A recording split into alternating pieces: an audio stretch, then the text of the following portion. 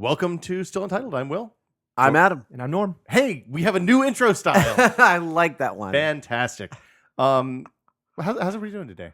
Doing pretty good. Okay. It's the end of a long couple of weeks. I'm looking forward to relaxing over the weekend. I've been doing ridiculous amounts of travel over the past month. Yeah, you've been every time we like find out that you're someplace the day before, and you're flying down to LA for dinner, and you're back here, and then you're all. I've been having a good time, but only because I steadfastly maintain things like if I'm not going to get a lot of sleep, I don't drink at all. Yeah. I'll meditate for rule. an hour before I go to sleep because I once read that it's like getting a lot more sleep. So I do it, but it also means that after I've meditated for about an hour, I fall right to sleep, which is really nice. And then- Does that take focus to not fall asleep while you're meditating? Sometimes I consider it just a bonus if I do start to drift off. I'm like, great, let's go. Well, the no drinking if you're not going to sleep. Like I remember when I was young and we'd go to trade shows and we'd go to the big consumer electronic stuff and all that, and everybody goes out and gets really loaded, stays out until 3 o'clock in the morning, and gets up for 8 o'clock meetings, and that will kill you.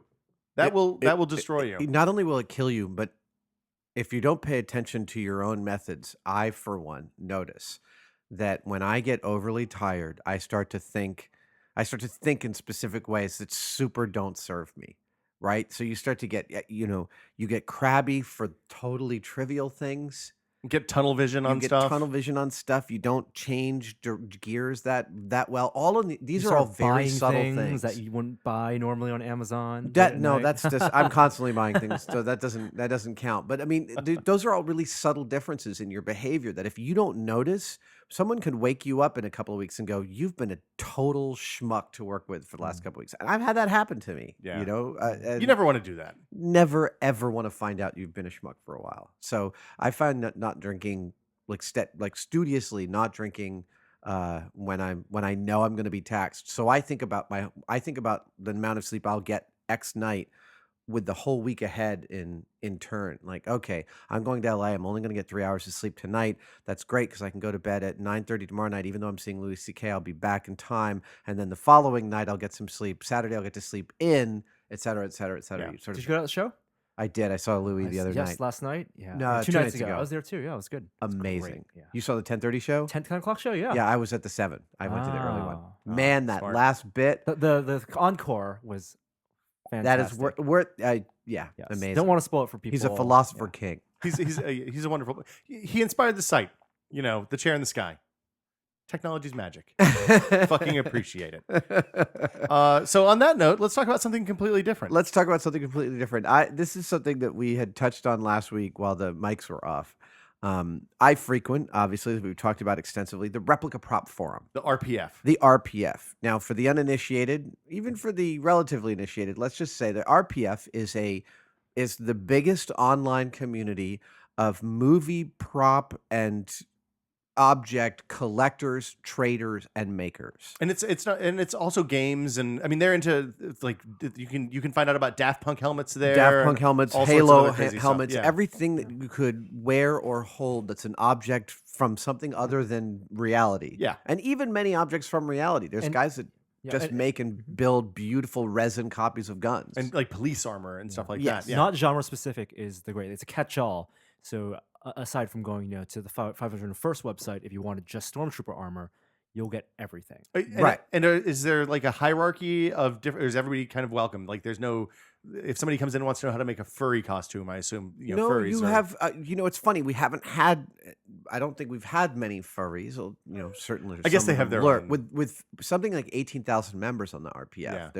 There's every group represented, and they are incredibly tolerant. You get some kids from the Philippines who's got nothing but A10 paper and Bondo to work with, and they just give him tons of encouragement about his build. He posts these crappy.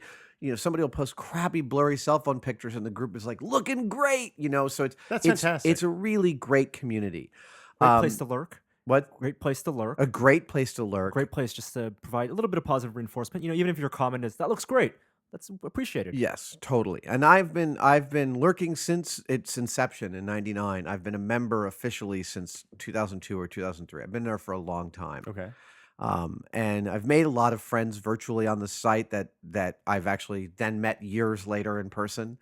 I've traded tons of stuff there. I've posted build progress and given advice, and all of this is feeding back to the group. I've gotten tons of information and reference from other Well, yeah, members. and there's group buys and stuff where one person will do a run of one part and one person will do a run of another part, Oh and yeah, or together you can build the whole thing. someone Yeah. will find something esoteric like the exact 2 millimeter mesh that Batman's undersuit is made from. Buy it in a lot that's the minimum you can buy, like 100 yards, Yeah. and then they'll sell it to other people. It's just like in the Batman Begins when Alfred's like, we got to buy a couple thousand of these, to make it not look suspicious. Yes, but that's what they do.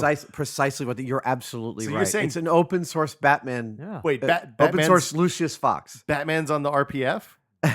If Batman is anywhere, he's on the RPF. Ah. So that is all by way of introducing that one of the most common things that happens on the RPF is that people sell their wares. So they will work very, very hard. There's a couple guys right now working on actually, I'm not sure I should say who's working on what, but let's just say there's some guys who will work on a piece of movie memorabilia. Let's say it's a Batman belt, Mhm. and they will really painstakingly take all the pictures they can get. Sometimes people get access to 3D models from the actual film production, and they'll 3D print them and then make them perfect, make molds of them, and sell those finished pieces on the RPF. And that when you're buying those, you're buying pretty much the best one you could possibly get. Well, it's Yeah. a way to recuperate costs once they've done all the research also. And they'll buy all the resin. Some and they people have do the that to molds. recuperate costs, absolutely, and they do runs. No one's making a ton of money doing these. No one's It's making. to fund your hobby, if anything. It is. Now, that doesn't mean that things don't get expensive. I mean, I bought fiberglass castings of some Iron Man armor, and they were real money. But they were also really beautiful movie quality castings, and I love them. So when you say they're fiberglass castings, you mean somebody had a mold, I had them all. and then they built the fiberglass inside the mold. Yeah, and, they laid and the you bought fiberglass inside. Okay. Mhm. And that is non-trivial to do. It's labor intensive, and it's exhausting, and it's poisonous, and I'm happy to pay someone to do that kind of Yeah, thing. it's So there's itchy a work. lot of craftsmanship being demonstrated on, and there's a lot of craftsmanship that people are then making available to other members. And again, some people make some money. I don't think anyone makes a ton of dough. If people charge a bunch and turn out a substandard product, they can get trashed for it. You Yeah. can get people saying, I got to tell you, I'm really disappointed. And I have also said that to people who've sold me things where I was like, wow, I'm kind of disappointed in this. Now, that being said, prop collecting on a site like the RPF is a lesson in disappointment.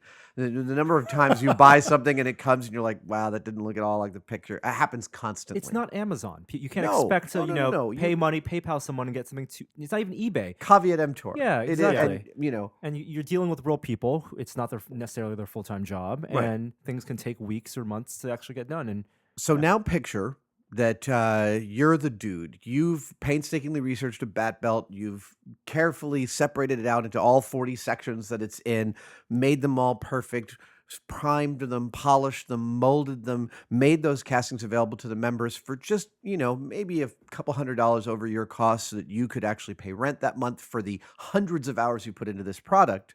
Right. And to make sure you don't eat it on shipping and stuff Yeah, like that. exactly. Right? Oh, and Yeah. that happens too. Yeah, you totally. don't want to end up. You don't want to Kickstarter yourself and promise something and then end up in the hole. No, and when people you're at will the end. post. Yeah. Yeah. So imagine you're that guy and you sell 10 bat belts at whatever, $300 a piece, $400 a piece. And you just made a little bit of dough at it. But all of a sudden, 3 weeks later, what's clearly the castings of your bat belt shows up on eBay for $90. Right. What's happened is someone bought it, they threw it in some silicone, they made some substandard castings, and they're just good enough to look good on camera, and there they are, they're undercutting you on eBay. That's pretty messed up, isn't it? it would feel bad. We could agree It is morally uncool. that is Yes. uncool. And on the RPF, this is called recasting. Okay. It is a cardinal sin. It is called recasting, and I wanted to talk about recasting. It's today. it's the thing that will, like you said, it's a super inclusive community. Everybody's really supporting. This is the way to get yourself excluded from the inclusive community. It is a way to get yourself Okay. excluded, but it's the boundary. So what I just gave was a really clear-cut case of recasting, of riding on someone else's laurels and hard work. But the thing is, the guy who made the original Bat Belt doesn't own the Bat Belt. Is copyright of DC and Bingo! owned by Warner So Brothers, this right? legal gray area is what it's all about. Now, it may interest you to know that originally copyright law was built to help the creators in just this exact situation, right? The creator spends their money developing something, and once they develop it, they sell it, but they have to recoup their development costs. But the moment they're selling it, someone else could just imitate it because they don't have to do any development, and they, by definition, are going to be able to sell it cheaper. Well, and so copyright is this for things. So copyright law allows the creator of something a limited monopoly on the thing they've created. And I'm including copyright and trademark and patent. They're all part and parcel of similar thoughts from a legal standpoint. It's the same idea for different classes of things. Exactly. They are limited monopolies so that you can recoup your development costs. Well, on the RPF, it is this legal, it's not even a legal gray area. You're all copying something that somebody else like 20th Century Fox owns. Right. It's all gray area. It's all gray area. And for the most part, the movie studios, they often know exactly what's going on. I know I know a couple of large movie companies that know who makes what, and they generally don't want to step in because they know that kind of fan base is good for them. Well, when someone starts making a profit, like a big profit, they will step in and send a C&D letter, but until then, they don't. Right, because I mean, there's a business. So they like having the guys out there making awesome Batman and Stormtrooper armor is good for. Is it Warner Brothers? Or Batman? Batman is Warner Brothers. Yeah, Warner Brothers and Lucas. Because then they have a whole community of people that they can go when they need a dude to dress up in Batman armor. They know who to call, right? Right. But if you're cutting into the profits, then you eat into the what used to be Master Replicas and now is I don't even know who makes the high quality props anymore. But it's like HGC is one of them. Look, everyone who's ever tried to produce props as a business model has failed. Icons, Master Replicas. It's a difficult model. Yeah. Well, the people who are succeeding seem to be the single or pairs of people that kind of work on almost like a commission basis, where you say, "Hey, I want a Han Solo in carbonite." Well, and I mean, somebody will go and make that for you. Yes, I mean the problem. We can talk about the business model of that at another time. Yes, we should. So let's go to recasting and talk about some of the really gray areas inside the gray area. Mattel, let's say, makes a really nice rendition of a famous movie prop that's super accurate in all its details. But then they discontinue it 10 years ago. Say a Thor hammer. Right. Okay. Is it recasting to take an old one and cast it? Some people on the RPF think it is. Some people don't. It seems like kind of a shortcut, right? If it is a little bit of a shortcut, it's a way to make something available that wasn't available. You're already see the thing is you're already in this legal gray area. The problem with I guess I should say recasting is something that whenever it comes up for real discussion on the RPF, usually ends up being like a 1,000-post thread of constantly shifting arguments back and forth and back and forth over all of that. And So what is your stance? My stance is that it is completely situational. Yeah, absolutely. It is completely situational. Everyone should understand that a lot of these guys from the RPF work in special effects shop. The great proportion of them wished and want to work in special effects shops. They love the work of prop makers and set makers and stuff like that. What they should understand is every effects shop is a recasting nightmare. Yeah. Anything that comes into that shop gets thrown into rubber and everyone gets one. That is just a standard thing that happens in effects shops, man. It is the reason that you don't take that stuff and sell it. No. Right. No, it goes up on your shelf. Right. If you have a recast of the Blade Runner gun, then that's something you keep because you want to have a recast of the Blade Runner. It's something to refer to. Fifth generation recast of something. Precisely. And we talk about them in that. Yeah. Oh, it's the third generation. No, it's first generation, second generation. It's like copying cassette tapes. Right. And there's a big difference between buying a prop and then recasting and selling it, and someone like lending you their computer files for all the work they've done, and then you using that, which was supposed to be for reference, then making something and selling it too. Well, I will also go so far as to say, and this ends up getting some fairly fevered discussion on the RPF. Suppose I buy something from a guy and it's expensive, like it's a prop. Let's see. Okay. Let's say, for example, I'm not building one of these, but let's say, for example, Arnold Schwarzenegger's ammo belt for his grenade launcher. Yeah. Okay. Right. So that's pretty easy to make in leather. You can make that in leather. But those bullets, let's say someone sells one. And you buy it, but they charge a lot for it because they've got a first generation casting that they paid a lot of money for. Mm-hmm. So they've thrown it into rubber. You can buy their casting, and it's like $100 for this one little piece of resin. Where's the morality? How do you fall on the morality of taking that, casting it so you can have 10 in your belt as opposed to paying this guy $1,000? I think that's totally within Huh. your right. It's like borrowing. I totally agree with that, If it's Huh. for yourself. but it is Yeah, people that's real. disagree on Like that? the Mattel, Really? the They think you Mattel should toy pay example. $100 what's that? each. They think that you should pay the full price each and not be able to Well, cast it don't get me yourself. wrong. You can easily make deals with people for multiples, but you can often run into a situation like that. But by the very action of making a second mold and making a second generation cast and using your own techniques, you're bringing something to that. You model. are, but you're but again, recasting is bad. It's bad. So here's the Wow. thing. You can see And how you know, this and that's why discussion there could- are some like sales threads where people go, okay, I have gotten the permission from the original cast. I have his master molds now.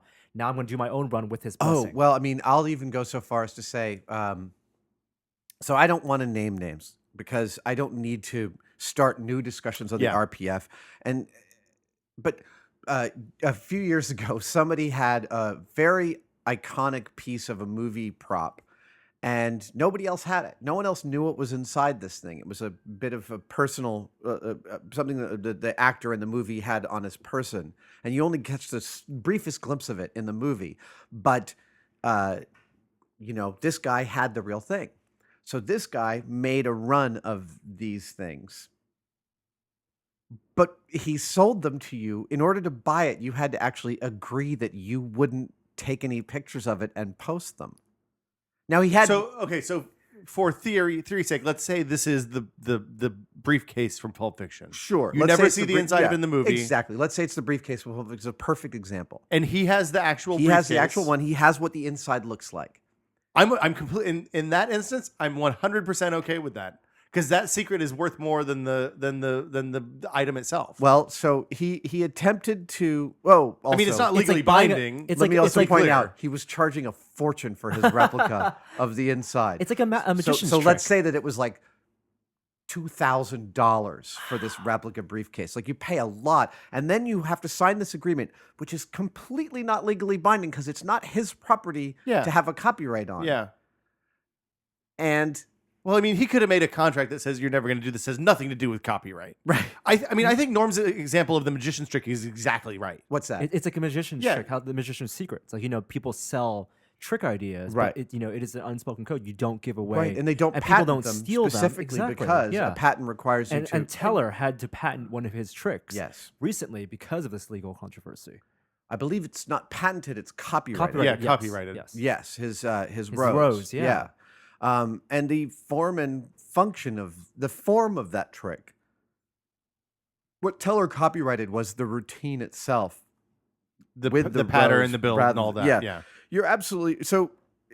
Look, it always is an illegal gray area. I mean, I always consider. I generally consider myself slightly above that gray area because I can afford to make castings of things for myself, and I know that they're never going to get back out into the Right. world. I know that I'm not inhibiting anybody else's hard work, and I've often paid people very well for their hard work. When I commission stuff, I pay real money for it, and I'm happy to. I know what craftsmanship is, but I also know that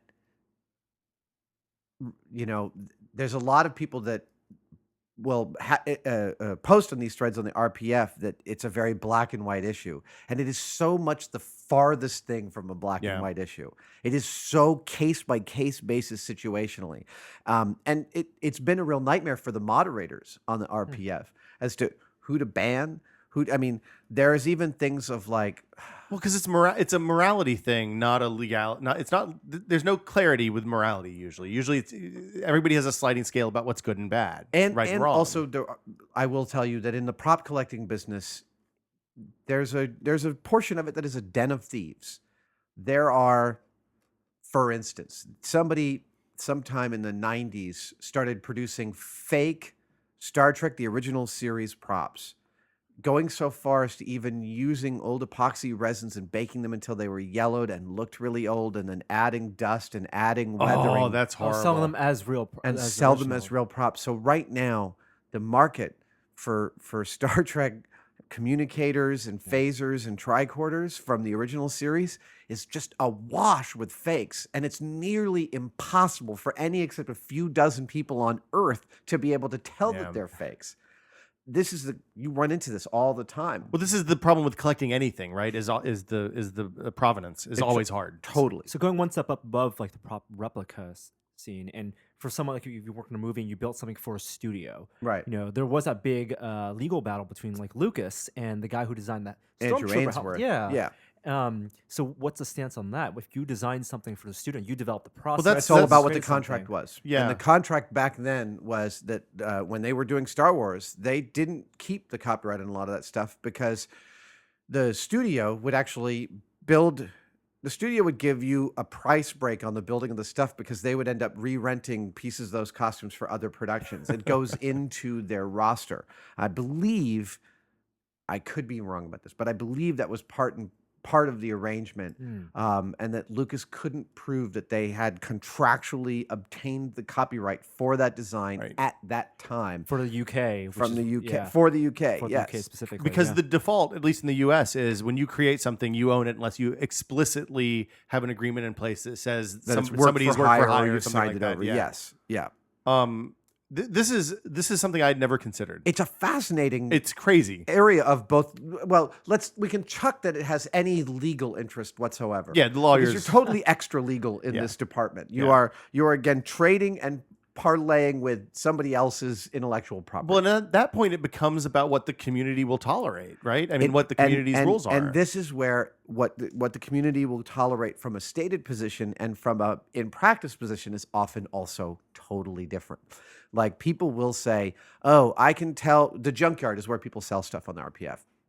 Oh, on the junkyard, there's a Stormtrooper helmet, and there's a classic tell that I can tell it's Mr. B's Stormtrooper helmet. Has he given you permission to vacuum form from his original molds? Oh, well, no, he hasn't. Oh, well, then, you shouldn't be posting this on here because that's recasting. Now, the same helmet might trade hands because they've been at a prop party, and it's like, dude, I really like that Flash Gordon blaster you got. You want to trade me that Stormtrooper helmet for it? Sure. And no one talks about where the stuff came from. yeah. Now, Yeah, you just want to. So I just you want an lose- Iron Man helmet. Yeah. and this you have just stated the most prevailing thing is I just want an Iron Man helmet. That is I don't care where it came from. I just want one. right. Exactly. And that's where the what the community will tolerate gets very, very fuzzy. And look, I often haven't. I have not posted in nearly any of the recasting forums simply because I don't have anything to add.